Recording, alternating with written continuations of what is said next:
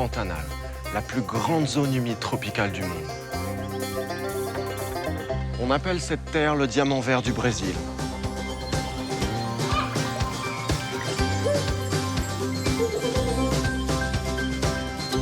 Dans cet enchevêtrement de rivières, de marais, d'îlots et de plaines qui s'étendent presque à l'infini, les hommes sont rares et les animaux sauvages sont encore rois.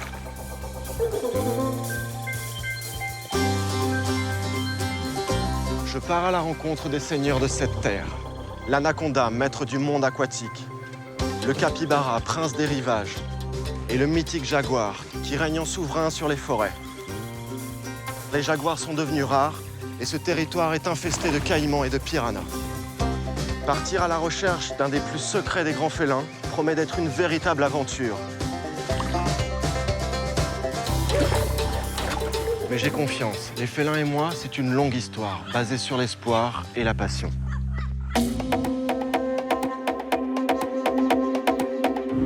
Je m'appelle Olivier Wallet. Ces 15 dernières années, en Namibie, j'ai vécu avec des guépards et côtoyé les plus grands félins d'Afrique. J'ai décidé de partir à la recherche des animaux sauvages vivant encore en totale liberté. Mais pour rejoindre leur dernier paradis, il faut désormais s'aventurer dans les régions les plus reculées de la planète, loin des hommes.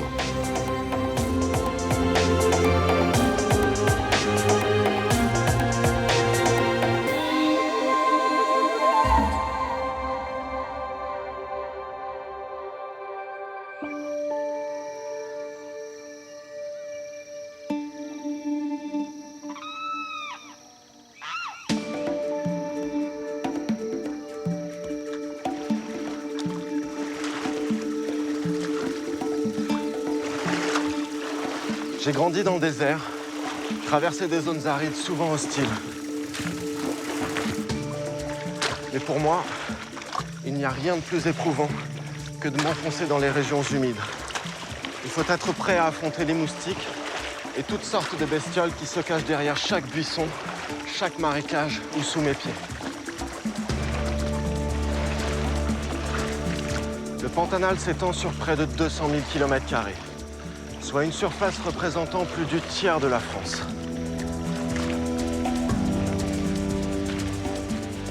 Cette grande zone marécageuse se situe à cheval sur la Bolivie et le Paraguay. Pendant plusieurs semaines, je vais traverser ces marais situés dans la région du Mato Grosso.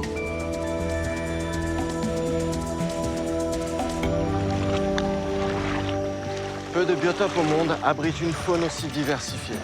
Un carrefour où ciel, terre et rivière offre autant d'abris à des milliers d'espèces venues se réfugier loin des hommes.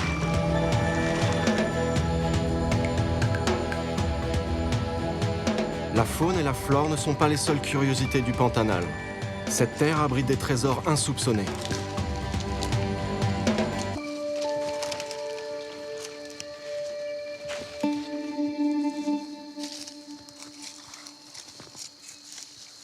Je m'approche du Rio Sucuri au sud de Bonito. Les eaux de ce fleuve font partie des plus pures et des plus limpides du Brésil.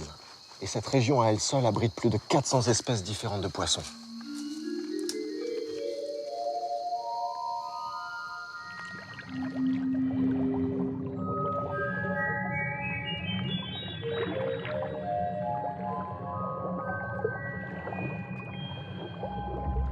Cette rivière doit son nom au plus gros serpent du continent, l'anaconda qui rôde dans ses eaux. Mais le Rio Sucuri est aussi un lieu idéal de rassemblement et de ponte pour de nombreuses espèces de poissons.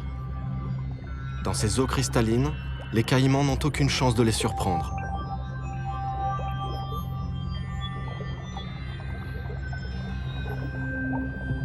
Ici, les sources souterraines chargées en bicarbonate de calcium fixent le calcaire et précipitent au fond de la rivière les impuretés en suspension.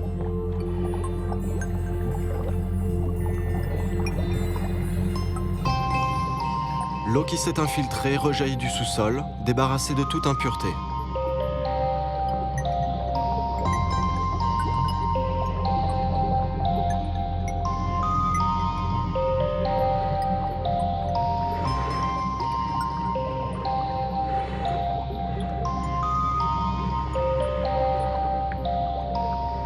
Les poissons profitent de l'abondance de plantes présentes dans ce jardin aquatique.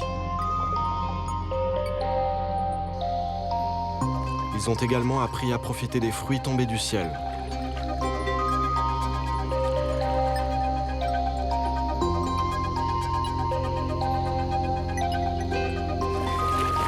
En dispersant les graines dans leur déjection, ils participent à la régénération de la forêt.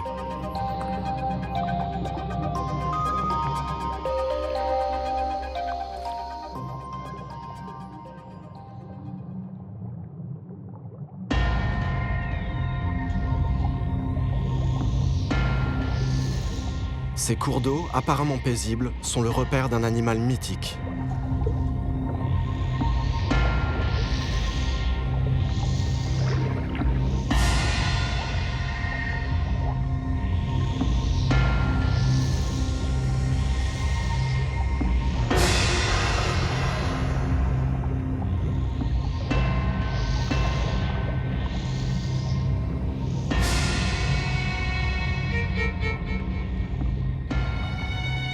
Grâce à la limpidité de l'eau, j'ai cru voir l'anaconda, mais en fait c'est sa mue. Et quand je vois la taille et la largeur de cette mue, je peux qu'imaginer la taille du monstre que j'aurais pu rencontrer.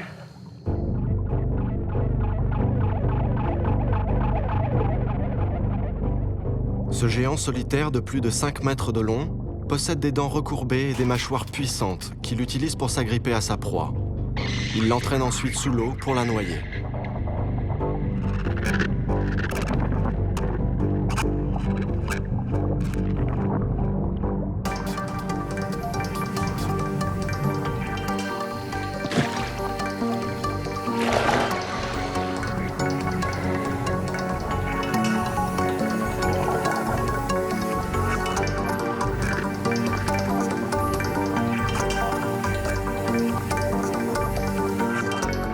Souverain de ce monde aquatique où il passe la majorité de son temps, il ne remonte à la surface que pour respirer et guetter ses proies.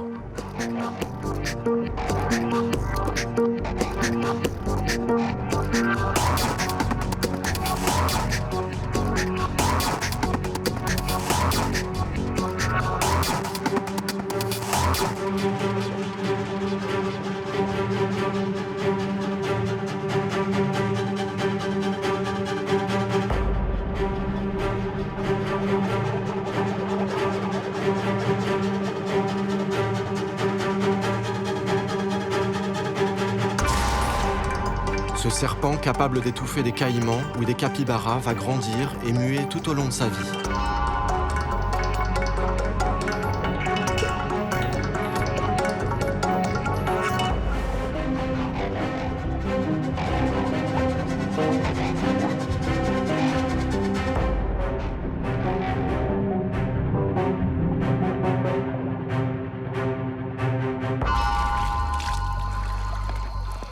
C'était vraiment extraordinaire. J'ai réussi à l'approcher. Très franchement, mes sentiments sont partagés. C'est un mélange de fascination et en même temps de peur. J'ai pas pu m'empêcher de voir cet anaconda comme un monstre sous-marin. J'avais peur qu'il m'attrape et qu'il m'entraîne au fond. Une expérience inoubliable.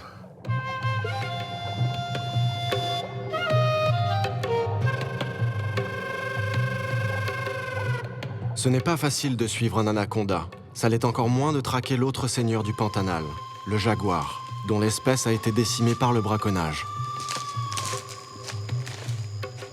Les derniers jaguars se sont réfugiés dans les zones marécageuses les plus isolées, au cœur d'un territoire touffu et démesuré.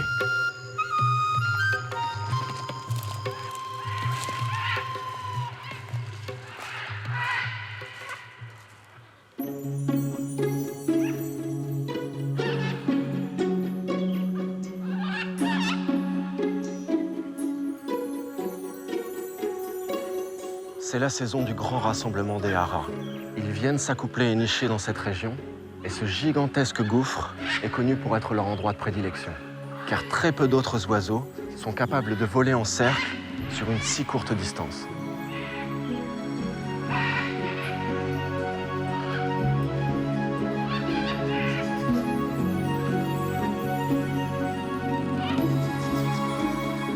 Contrairement aux apparences, ce ne sont pas des haras rouges, mais des haras chloroptères, reconnaissables à leurs ailes colorées de vert.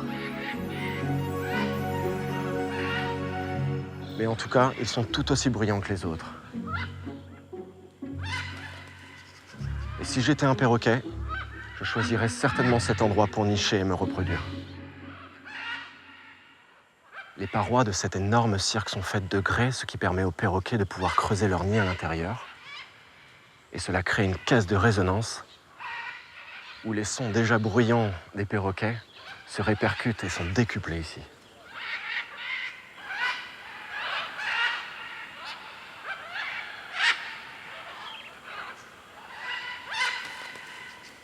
Ces haras, qui se tiennent généralement haut dans la canopée, sont monogames et unis pour la vie.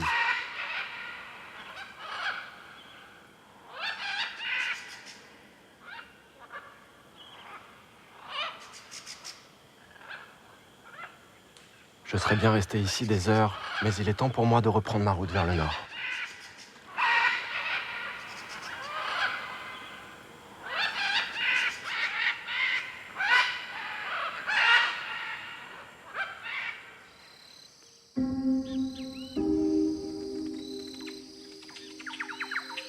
Durant la saison sèche, l'évaporation des zones humides est permanente.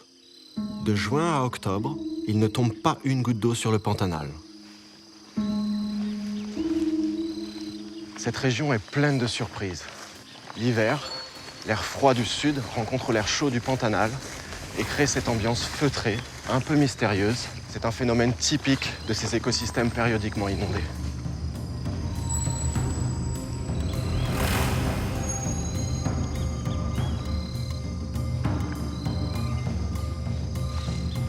Les termites érigent leurs forteresses sur les zones les moins affectées par les inondations qui envahissent la quasi-totalité des terres durant l'été austral.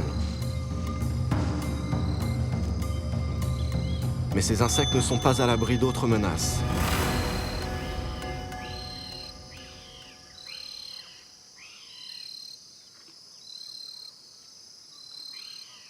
Quel étrange animal. C'est un tamandou. J'ai beaucoup de chance. Cet animal est nocturne. Il est tôt le matin et il est encore en train de chercher ce qu'il aime le plus, des termites et des fourmis. Il peut en ingurgiter plus de 30 000 par jour. Il vient juste de se rapprocher d'une termitière. Et une particularité de cet animal, c'est qu'il ne détruit jamais complètement la termitière pour préserver son garde-manger pour les jours à venir. Cet animal arboricole est doté de 4 doigts aux griffes acérées et non rétractiles. Il est contraint de marcher sur ses poings s'il veut éviter de blesser ses paumes.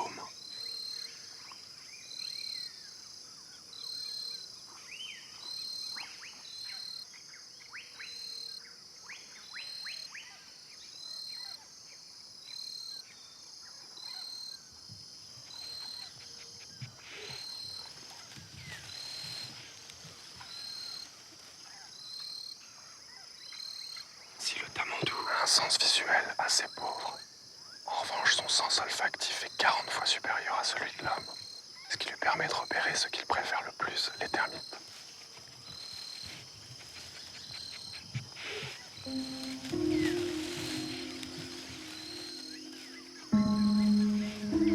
Ça y est, il est parti pour ses 15 heures de sieste journalière.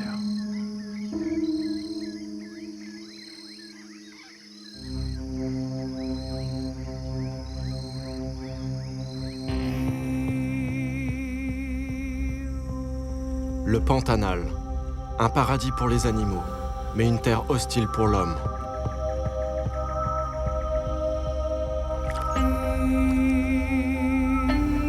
Ancienne mer intérieure, cette vaste plaine en cuvette subit une intense sécheresse pendant les 4 mois d'hiver.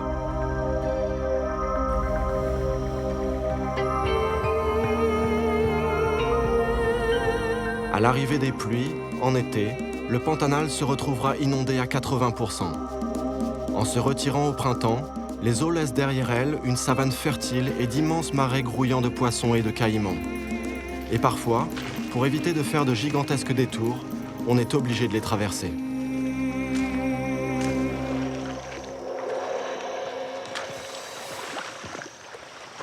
Je sens quelques trucs me passer entre les jambes.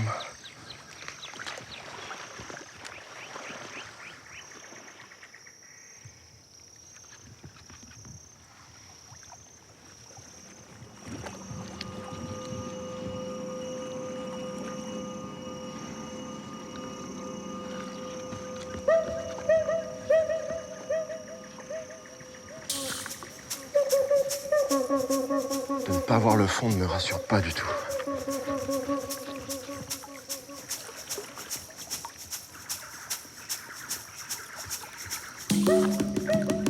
Le Pantanal compte la plus grande concentration de crocodiliens au monde. Impossible d'éviter ces monstres aux crocs acérés.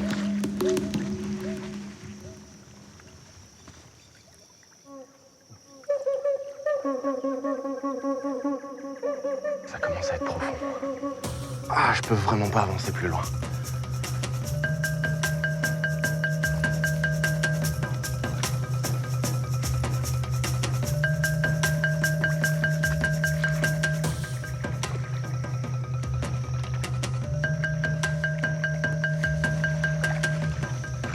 Il y a tellement de choses qui grouillent dans ces marécages, je vais plutôt essayer par là.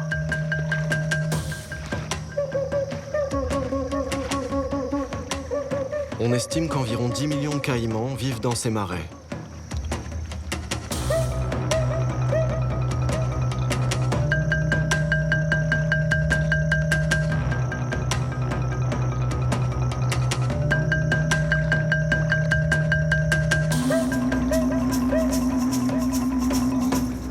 Les caïmans sont omniprésents ici. Ils semblent être les maîtres de ces rivières. Oula, il va falloir que je m'y fasse.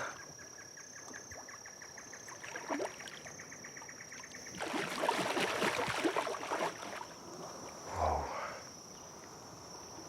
La partie la plus angoissante dans ces marécages, c'est que je vois absolument pas où je mets les pieds.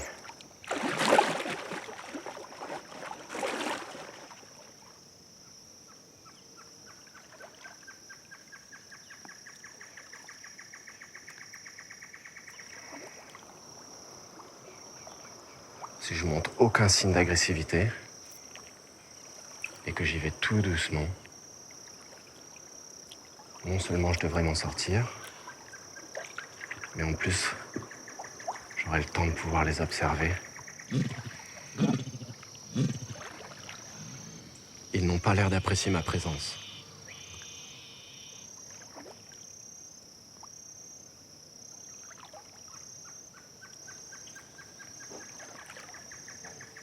A priori, je ne suis pas en danger. Les caïmans ne s'attaquent pas aux humains. Ils préfèrent les poissons, les tortues, les autres reptiles ou les petits mammifères.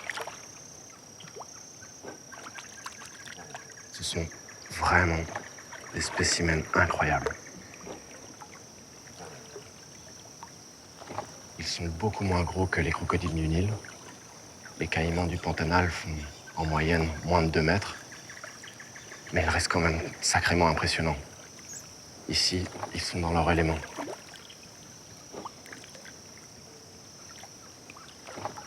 Les caïmans ont cette faculté de pouvoir être quasiment totalement immergés dans l'eau, et juste leurs petites narines et leurs yeux font surface, ce qui leur permet de repérer leur proie, ou bien là en ce moment, de me regarder et de savoir ce que je suis en train de faire ici, dans leur marais. Moi, je suis venu en paix.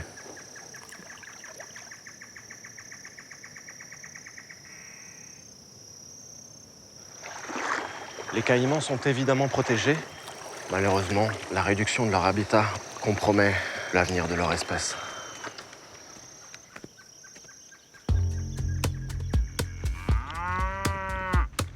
Au Pantanal, les terres les moins soumises aux inondations sont rognées un peu plus chaque jour par les hommes et l'élevage d'immenses troupeaux.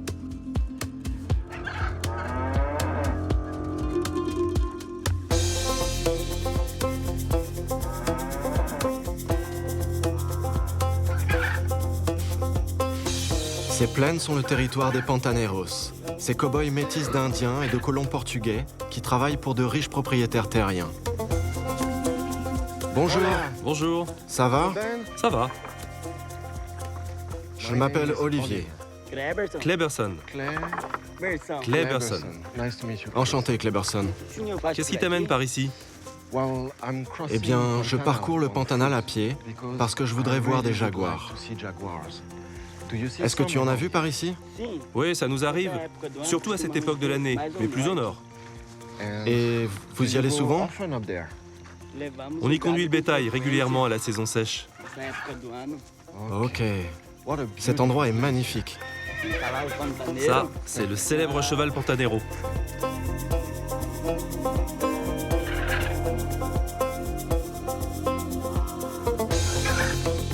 Dans ces fermes isolées du reste du monde, le cheval est roi.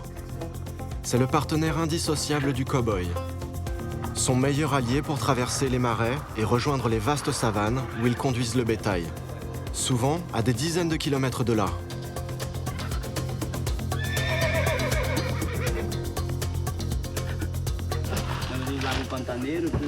Le Pantanero, c'est le cheval idéal pour conduire le bétail. Il est très résistant.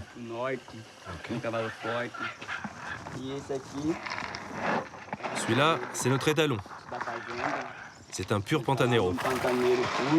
This is C'est really vraiment un très beau cheval. Tu sais monter? Oui, Ça te dit de l'essayer? Si. oui, avec plaisir.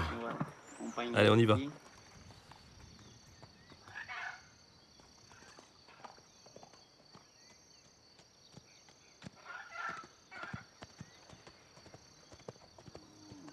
Dis donc, tu t'en sors très bien. J'avais des chevaux en Namibie.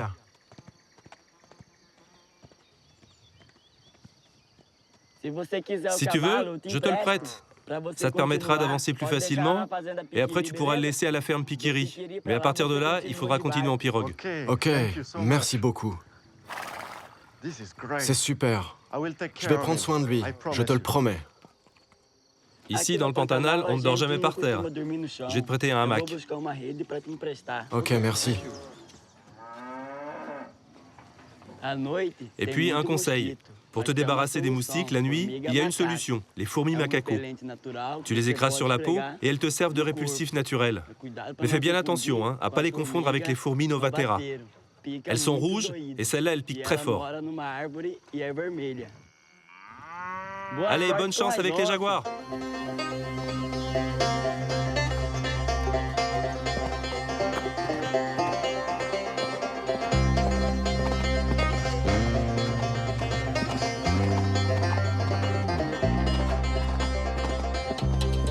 Pour fuir les braconniers et les éleveurs qui ne veulent pas d'eux sur leur terre, les jaguars se sont réfugiés dans les zones marécageuses les moins accessibles.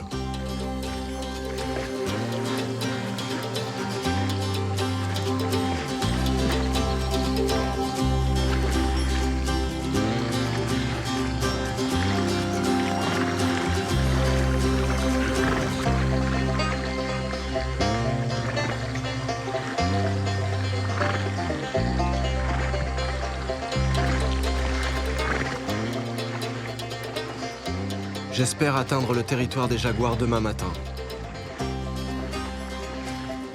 Sans ce cheval, il m'aurait fallu plus de 2 jours de marche pour y parvenir.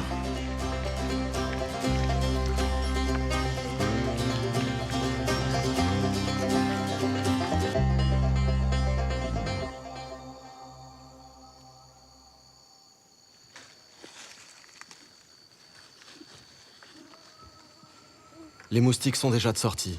Impossible d'y échapper.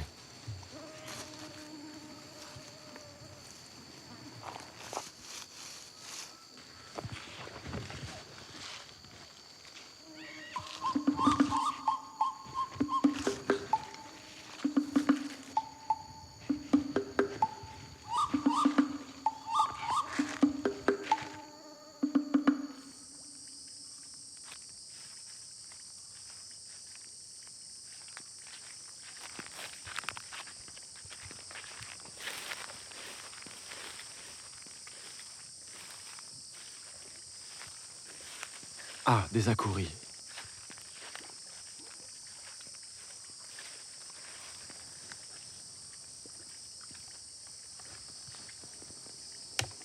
Ils ne sont pas encore mûrs, mais dans quelques jours, Ils seront bons à manger. Ça pourra toujours me servir.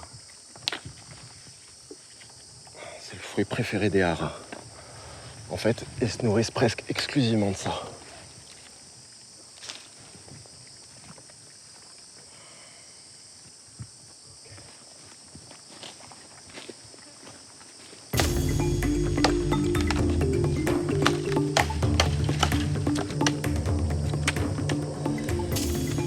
C'est bientôt l'heure de passer à table.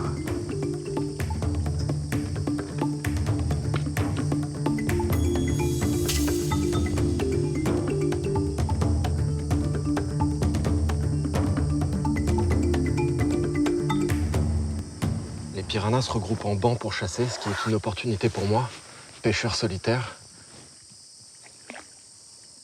Il existe environ une trentaine d'espèces différentes de piranhas. J'ai vraiment un sentiment de liberté ici, le long de cette rivière, en attrapant ma propre nourriture.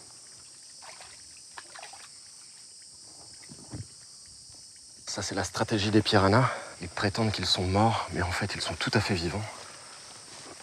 Et encore, prêts à mordre. Bon, j'ai pas intérêt à le lâcher, parce que même hors de l'eau, le piranha a des dents extrêmement acérées. Incroyable. Le piranha a une force dans la mâchoire et une capacité à couper n'importe quel doigt qui s'y mettrait.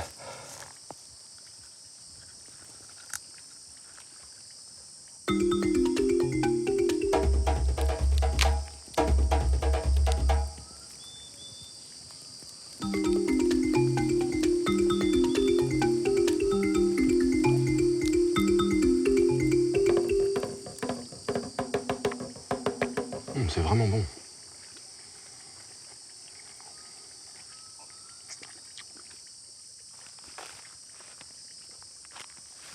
Voilà les fameuses fourmis macaco.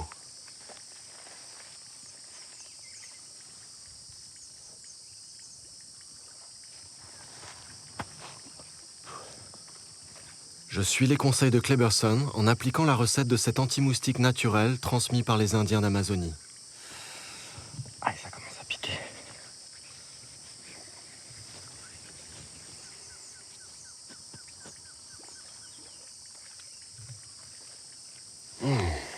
Ça sent bon. On dirait un peu une odeur de réglisse.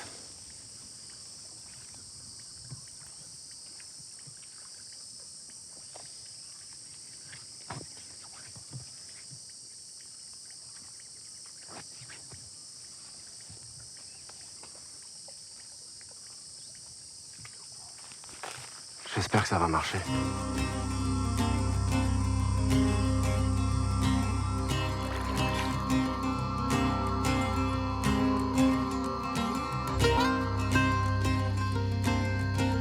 Et voilà une journée qui se termine bien.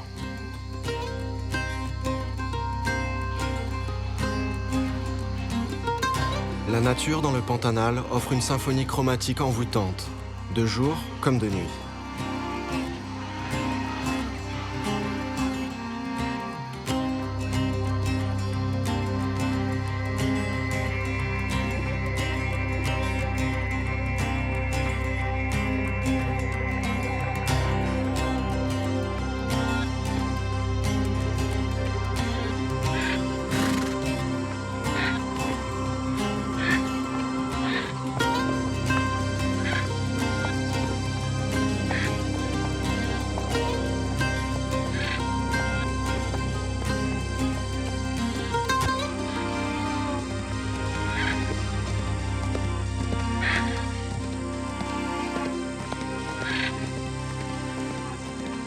Dernier kilomètre à cheval avant d'atteindre les plaines inondées du Mato Grosso du Nord. J'atteindrai bientôt Porto Jofré, où je devrais laisser mon compagnon de voyage. À partir d'ici, on ne peut se déplacer qu'en pirogue.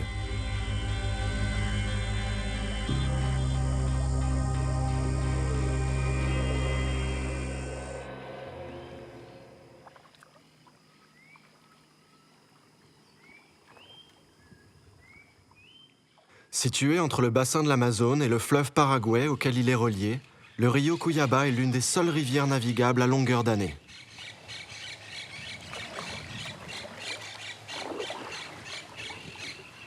C'est l'aube, l'atmosphère est très agréable ici sur le Rio Cuyaba, la rivière aux loutres.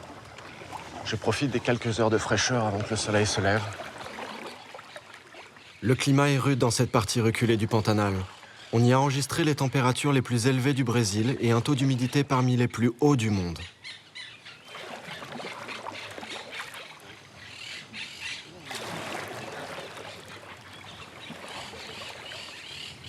C'est sur ces rives que j'ai de fortes chances de rencontrer le jaguar.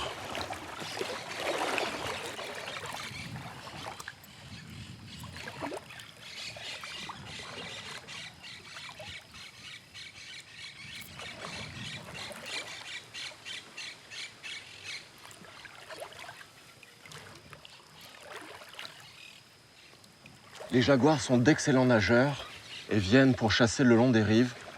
C'est ici que j'aurai le plus de chances de les apercevoir, car dans quelques mois, 80% du Pantanal sera totalement inondé.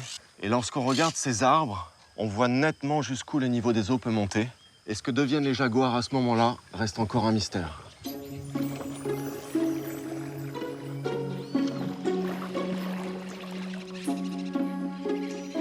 Peu d'hommes s'aventurent dans cet Éden sauvage fréquenté par les cormorans, les aigrettes et 650 autres espèces d'oiseaux.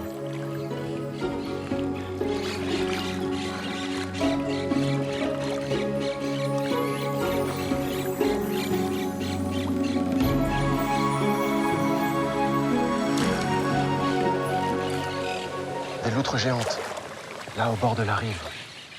Ce sont des chasseuses hors pair et d'extrêmement bonnes nageuses, très très rapides.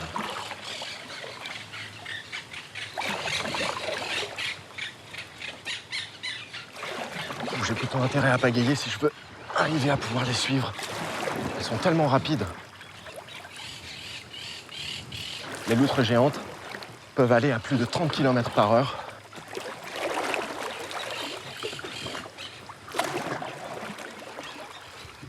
On dirait qu'elles sont en chasse. Et à chaque fois qu'elles sortent la tête de l'eau, elles regardent en l'air pour probablement apercevoir jaguars ou caïmans qui font partie de leurs prédateurs. Or, elles passent juste devant un caïman. Elles sont tellement rapides qu'il a à peine eu le temps de les voir passer.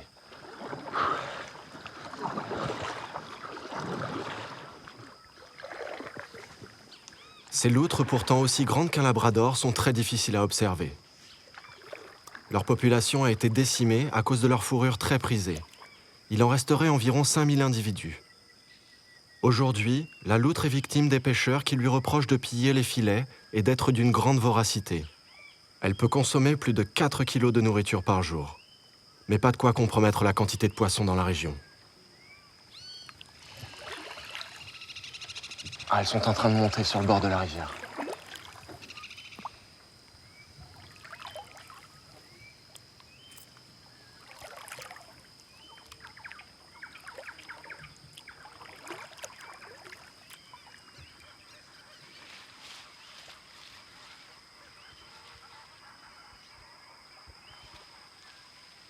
Elles sont clairement en train de marquer leur territoire.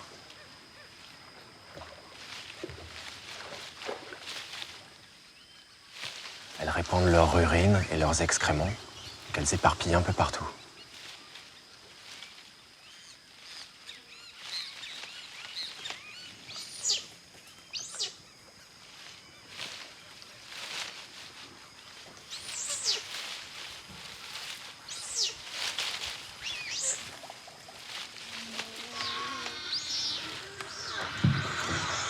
Oh, le concert. Ça, c'était l'un des nombreux sons que les loutres utilisent pour communiquer entre elles, plus d'une quinzaine. Elles peuvent crier, grogner, aboyer. Elles disposent de tout un attirail de sons en fonction du message qu'elles veulent faire passer au reste du groupe.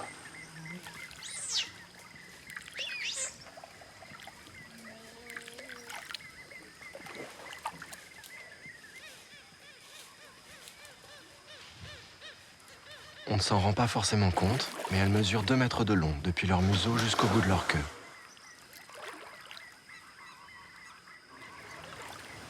Bon, je vais m'éloigner. Je les dérange, elles sont venues ici pour se reposer.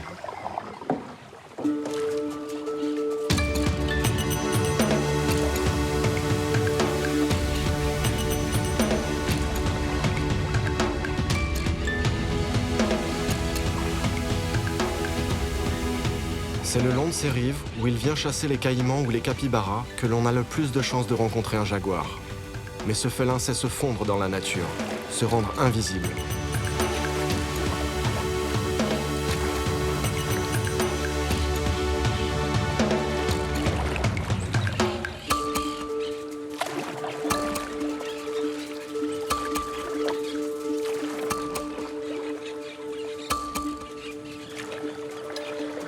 Ah, des capybaras.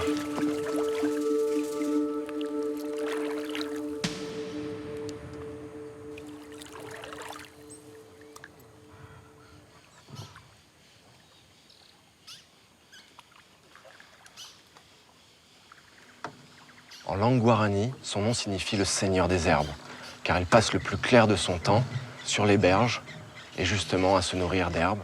Étonnamment, les capybaras sont des ruminants. Ils régurgitent leur nourriture pour pouvoir la digérer.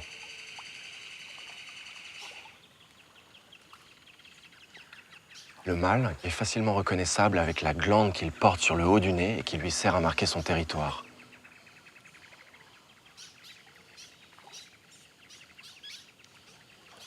Avec ses faux airs de cochon d'Inde géant, ce mammifère semi-aquatique muni de doigts palmés est parfaitement adapté à son environnement.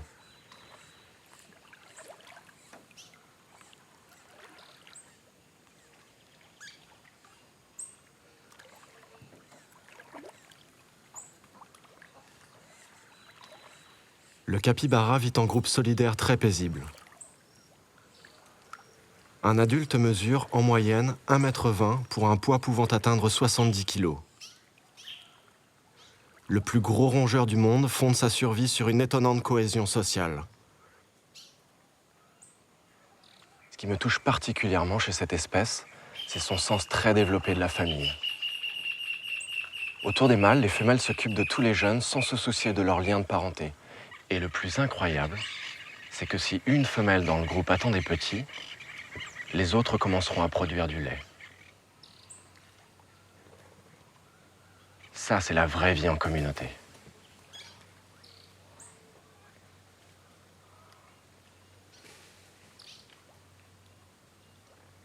Je trouve ces animaux très attachants. Je ne sais pas trop pourquoi. Peut-être à cause de leurs yeux attendrissants et leurs petits museaux tout ronds.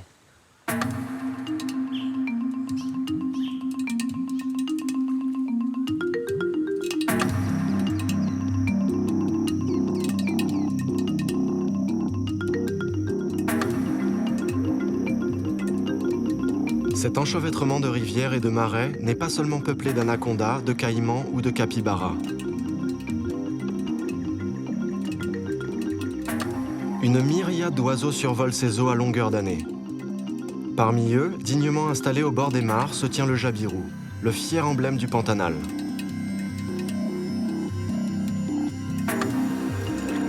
Cet échassier, reconnaissable à son large cou noir un peu retroussé, pourvu d'une poche rouge sans plumes, s'applique à plonger son bec sensible au toucher pour localiser ses proies.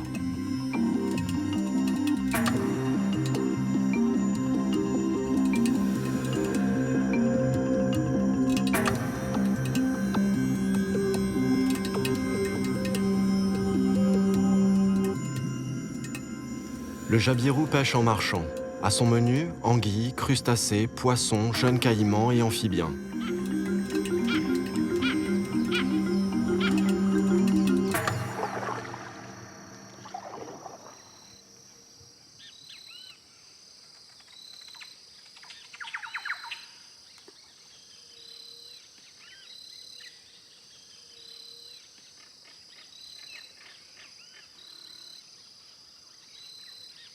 Le plus grand oiseau volant du Brésil entretient constamment son nid.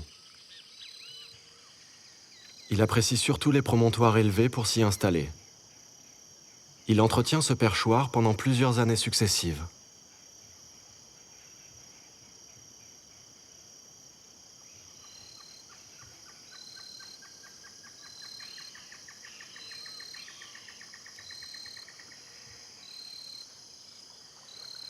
C'est typiquement le genre d'endroit que j'apprécie particulièrement, surtout à cette heure-ci de la journée, au moment où le soleil se couche.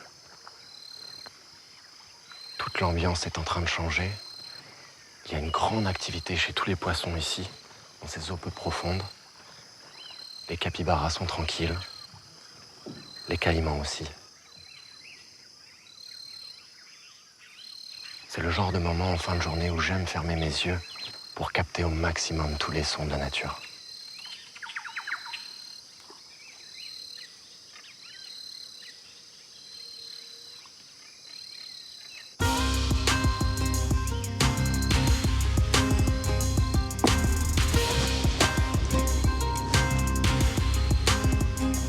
Cet îlot qui s'est formé durant la décrue disparaîtra dans quelques semaines avec le retour des pluies.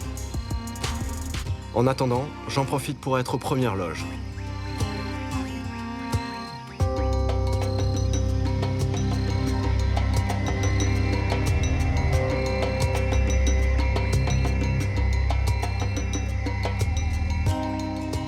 Les akouris que j'ai cueillis il y a quelques jours sont enfin mûrs. Comme pour les singes ou les haras, ils seront la base de mon alimentation ce soir.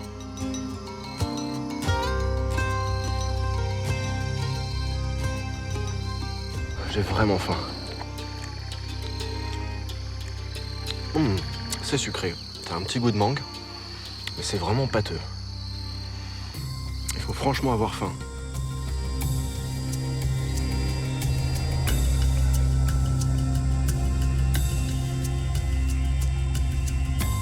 Ce paradis sauvage est l'un des rares endroits où l'on peut se sentir reconnecté à la nature en ayant le sentiment d'être seul au monde.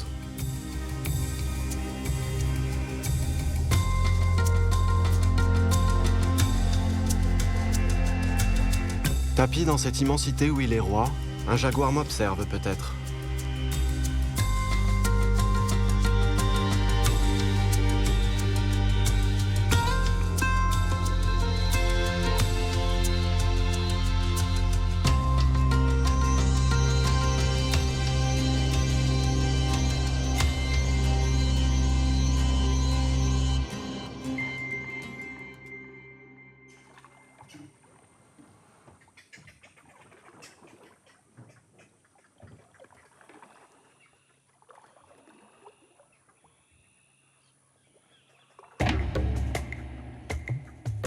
C'est à l'aube que l'on a le plus de chances d'apercevoir un jaguar, quand il rôde près des berges pour surprendre ses proies.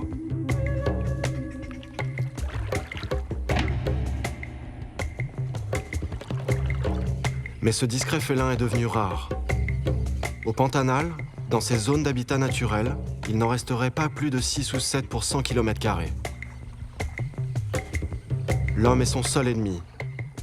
La déforestation et la transformation des terres pour l'élevage ont envahi son territoire. Ma quête est incertaine.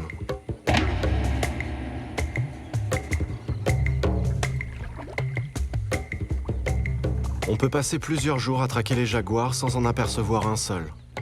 C'est loin d'être le cas pour les caïmans.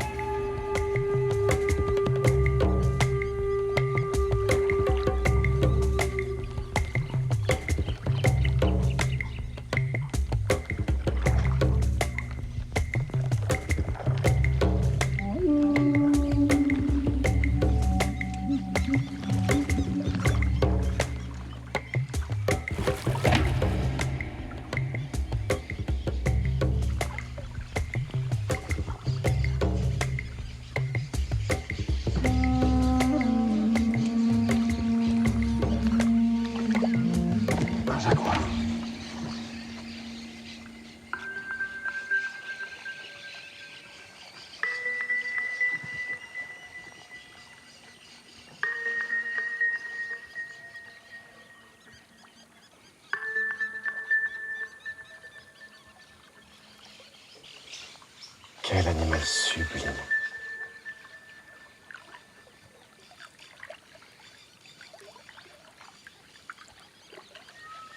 Ah, vu sa taille, c'est une femelle. Comme les tigres, les jaguars sont d'excellents nageurs. C'est pour ça qu'ils viennent ici sur les rives pour trouver de gros poissons, des tortues, des capybaras et même des caïmans. Ah, ces animaux sont vraiment timides, ils craignent l'homme. C'est vraiment pas gagné.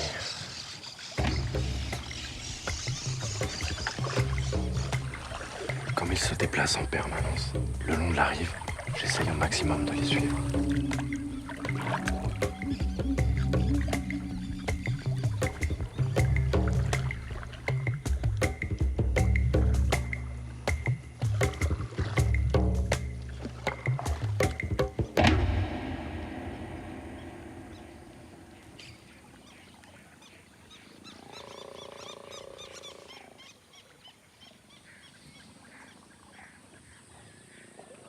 C'est le son de 2 jaguars en pleine reproduction. Ça y est, c'est la femelle, elle est là. Poursuivie par le mâle. C'est vraiment une chance.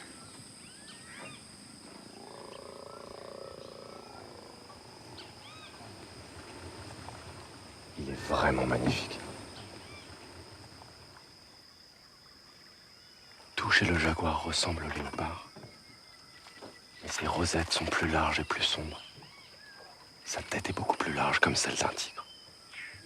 J'espérais vraiment en voir un, mais là c'est 2, un mâle et une femelle, en pleine reproduction.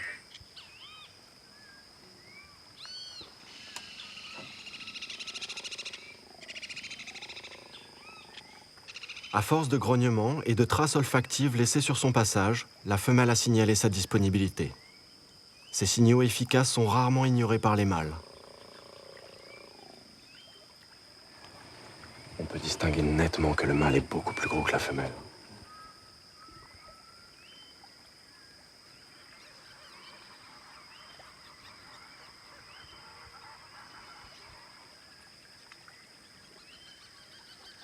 C'est complètement dingue. Ils sont en train de copuler juste devant mes yeux.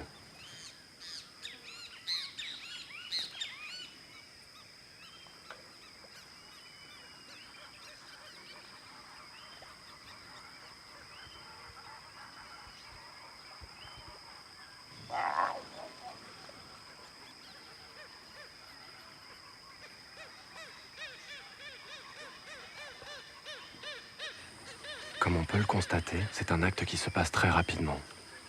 C'est pour ça qu'ils ont besoin de le faire plusieurs fois par jour et pendant plusieurs jours consécutifs.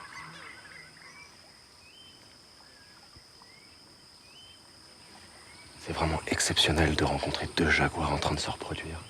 Ici, dans le Pantanal, c'est l'abondance. Énormément de poissons, énormément de nourriture pour ces jaguars. Et du coup, les jaguars du Pantanal sont connus pour être les plus gros jaguars du monde. Et ont cette particularité, c'est de se reproduire tout au long de l'année. Il n'y a jamais de période de manque, ce qui permet d'élever les petits en toute sécurité. En plus de ça, le jaguar est au top de la chaîne alimentaire ici dans le Pantanal. C'est le paradis pour eux.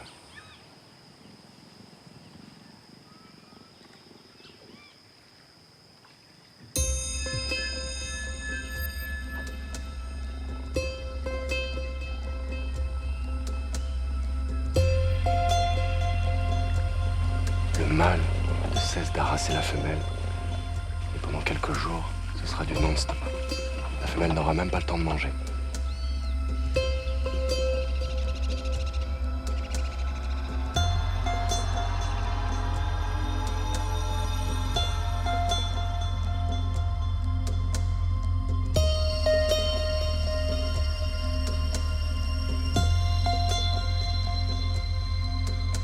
Ce top prédateur, doté d'une mâchoire plus puissante que celle du lion ou du tigre, ne redoute personne, à part l'homme.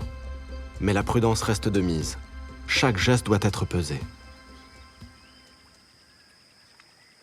Ce qui est intéressant chez les félins, c'est que ce moment de la reproduction est assez sauvage.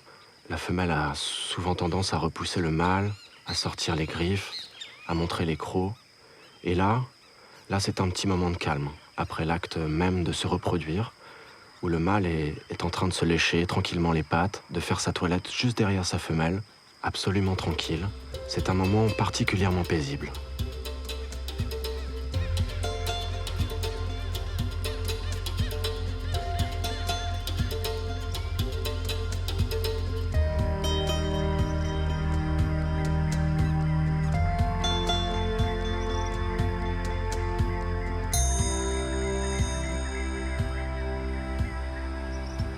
Je me sens vraiment privilégié. C'est un des plus beaux cadeaux que la nature m'ait fait jusqu'à présent.